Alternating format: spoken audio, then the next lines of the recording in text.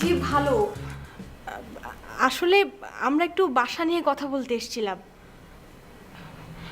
না মানে বাসাটা খুব সুন্দর, সবই ভালো, সেরকম কোনো সমস্যাও নেই। তুই থাম। আসলে আমরা বাসাটা নেওয়ার আগে তো আপুর সাথে কথা বলেছিলাম, তো আপু বা আন্টি কি বাসায় আছে? না, মা তো বাইরে গেছে। আপনারা আমাকে বলতে পারেন। ও মানে আপনাকে বলতে হবে। আমরা তো এর আগে আরেকটা বাসায় ছিলাম, তো আমাদের ওখানে কোনো প্রবলেম হয়নি। আপনাদের বাসায় ওঠার পরে আমাদের অনেক প্রবলেম হচ্ছে, তো ওই প্রবলেমগুলো তো সলভ করা দরকার, তাই না? ভূত, এ বাড়িতে ভূত আছে, ভূতের সমস্যা আছে। কি ভূতের সমস্যা?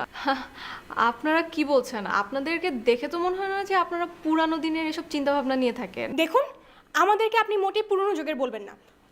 এই পৃথিবীতে অনেক সুপার ন্যাচারাল ঘটনা ঘটে, এটার অনেক প্রমাণ আছে। ভূত, প্রেত, স্পিরিট এগুলো এখনো এক্সিস্ট করে। এক্সকিউজ মি, আপনি কি মনে হচ্ছে না একটু বেশিভাবে কথা বলছেন?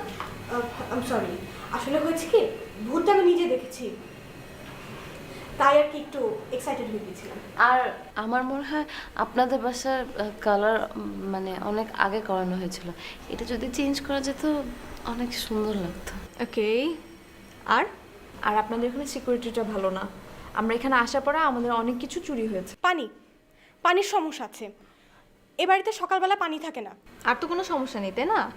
আচ্ছা, এখন আমি বলি, আপনি যে বললেন যে কালারের প্রবলেমটা, এখানে তো আরও ভাড়াটিয়ারা থাকে, তারা কখনো আমাকে কোনো ব্যাপারে অবজেকশন দেয়নি। আপনার যদি কালারের প্রবলেম থাকে তাহলে আপনি আর্টিস্ট থেকে কালার করিয়ে নিতে পারেন। আর একটা কথা হচ্ছে, আপনি যখন যাবেন তখন এই কালারটাই আবার পেইন্ট করে দিয়ে যাবেন, ঠিক আছে?